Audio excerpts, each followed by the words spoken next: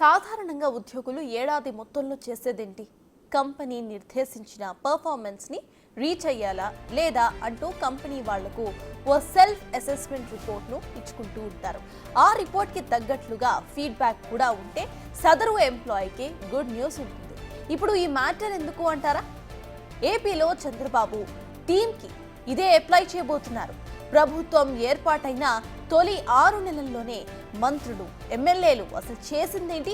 Self assessment report ఎవరికి వాళ్ళు ఇవ్వాలి. ఇక ఆ పనితీరు, ప్రభుత్వ పథకాలు, పాలసీలు ప్రజలకు ఎంత మేర ఉపయోగంగా ఉంటాయి అనే దానిపై కూడా ఫీడ్బ్యాక్ను తీసుకోబోతున్నారు.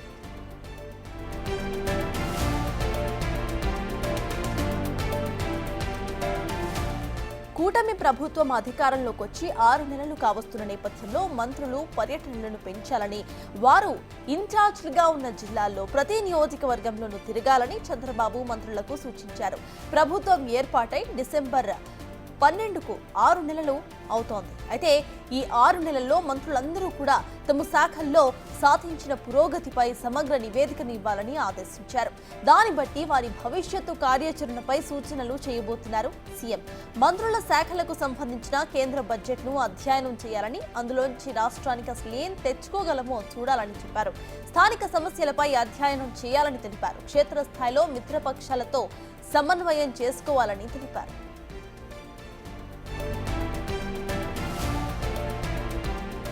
ఉచిత మద్యం, ఇసుక విధానాలు అమలు తీరును పరిశీలించాలని ఆదేశించారు. ఇసుక ఉచితంగా ఇస్తున్నామని నోటి మాటగా చెబితే సరిపోదని, ఆ ప్రయోజనం పొందుతున్నామా అన్న సంతృప్తి కూడా ప్రజలకు కలిగినప్పుడే పథకం పక్కాగా అమలవుతున్నట్లుగా లెక్క అని స్పష్టం చేశారు. ఆ బాధ్యతను మంత్రులే తీసుకోవాలని, ప్రజలు వివిధ సర్టిఫికేట్స్ కోసం తహసీల్దార్ కార్యాలయాల చుట్టూ తిరగాల్సిన పని లేకుండా చూడాలని సూచించారు. కొంతమంది మంత్రులు పనితీరు మార్చుకోవాలని సీఎం చంద్రబాబు ఆదేశించారు. అయితే నిన్న కేబినెట్ ముగిసిన తరువాత బయటకు వచ్చేటప్పుడు చాలా మంది మంత్రుల ముఖాల్లో ఉత్సాహం కనిపించకపోవడం చర్చనీయాంశంగా మారింది.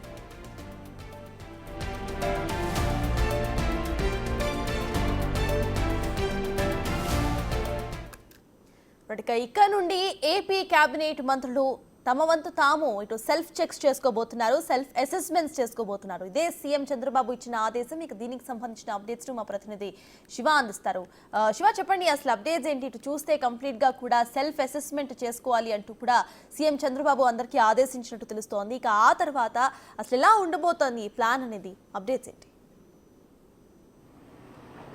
మొత్తం మీద చూసుకుంటే ఆంధ్రప్రదేశ్లో కొత్తగా అంటే కూటమి ప్రభుత్వం ఏర్పడి 6 నెలలు అవుతుంది. వాస్తవానికి ఈ రోజుకి ఇక ఫలితాలు వచ్చి 6 నెలలు సమయం వస్తుంది. ఇక 8వ తేదీకి ప్రమాణ స్వీకారం చేసి 6 నెలలు అవుతుంది. అయితే ఈ నేపథ్యంలో ఈ 6 నెలల కాలంలో మంత్రులకు సంబంధించి సెల్ఫ్ అంటే అసలు మనం ఏం చేశాం, ఎటువంటి అభివృద్ధి సంక్షేమ కార్యక్రమాలు చేశాం, తాము తీసుకున్న శాఖకి న్యాయం చేశామా లేదా, తమ శాఖకి సంబంధించి సత్ఫలితాలు ఇవ్వడంలో ఏ రకంగా ప్రయోగించాం, అలాగే ప్రభుత్వాన్ని పార్టీని సమన్వయం చేసుకుంటూ మనం ఏ రకంగా ముందుకు వెళ్ళాం, ప్రభుత్వంలో మంత్రివర్గంగా బాధ్యత స్వీకరించిన తర్వాత పార్టీ నాయకులకి, కార్యకర్తలకి అందుబాటులో ఉన్నామా లేదా, నియోజకవర్గ ప్రజలకు అందుబాటులో ఉన్నామా లేదా, ఇట్లా వీటన్నిటికి సంబంధించి ఎవరికి వారు సెల్ఫ్ చేసుకోవాలని చెప్పి కూడా చంద్రబాబు నిన్న స్పష్టమైన ఆదేశాలు జారీ చేయడం జరిగింది. కేబినెట్ ముగిసిన తర్వాత చంద్రబాబు మంత్రులకి ఒక రకమైన గట్టిగానే క్లాస్ పీకినట్లు తెలుస్తూ ఉంది.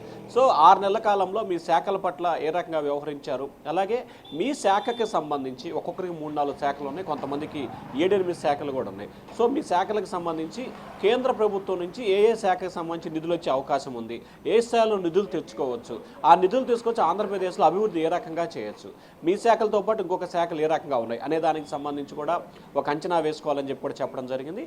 ఇసుక, మద్యం, రేషన్ మాఫియాలో చాలామంది ప్రజాప్రతినిధులు ఏలుబెట్టన్న పరిస్థితి కనిపించింది. వారిని పూర్తి స్థాయిలో అరికట్టాల్సిన బాధ్యత మంత్రులపై ఉంది. అలాగే నియోజకవర్గంలో, జిల్లాలో, పార్లమెంటు పరిధిలో కార్యకర్తలు ప్రభుత్వాన్ని అనుసంధానం చేయాల్సిన బాధ్యత కూడా మంత్రులపైనే ఉంది. అలాగే ఎమ్మెల్యేలు, ప్రజాప్రతినిధులు ఎవరైనా సరే మద్యం, ఇసుక దాంట్లో జోక్యం చేసుకుంటే వెంటనే మీరు జోక్యం చేసుకుని వారిపై కఠినంగా వ్యవహరించాలి. అలాగే పార్టీకి సంబంధించి ఎప్పటికప్పుడు కార్యకర్తలకి, నేతలకు అందుబాటులో ఉండే విధంగా చర్యలు తీసుకోవాలి. వీటన్నిటికి మించి 6 నెలల కాలంలో మీపై వచ్చిన ఆరోపణలు ఏంటి, మీరు చేసిన దానికి సంబంధించి కూడా పూర్తి స్థాయిలో ప్రతి ఒక్కరు కూడా సెల్ఫ్ డిక్లరేషన్ ఇవ్వాలని చెప్పి సీఎం చంద్రబాబు ఆదేశాలు జారీ చేసినట్టు తెలుస్తోంది. మరొక వైపు నిన్న కేబినెట్ భేటీ దాదాపుగా 2 గంటల 40 నిమిషాలు కొనసాగిన తర్వాత బయటకు వస్తున్న మంత్రుల్లో చాలామంది మంత్రుల్లో ఏమాత్రం కూడా సంతోషం కానీ వారి మొహంలో చిరునవ్వు కూడా కనిపించలేదు. చాలామంది మంత్రుల ముఖభావాలు ఏమాత్రం కూడా చెప్పుకోవడానికి వీల్లేని అసంతృప్తిగా ఉన్న పరిస్థితి కనిపించింది.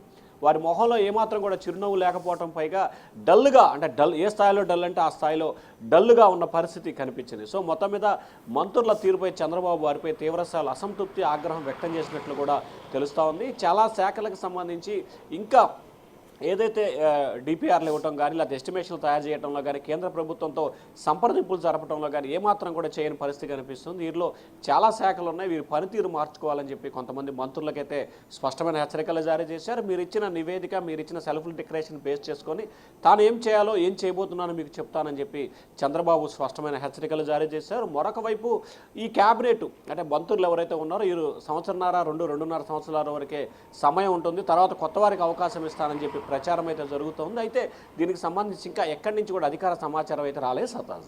Right, thank you Shiva.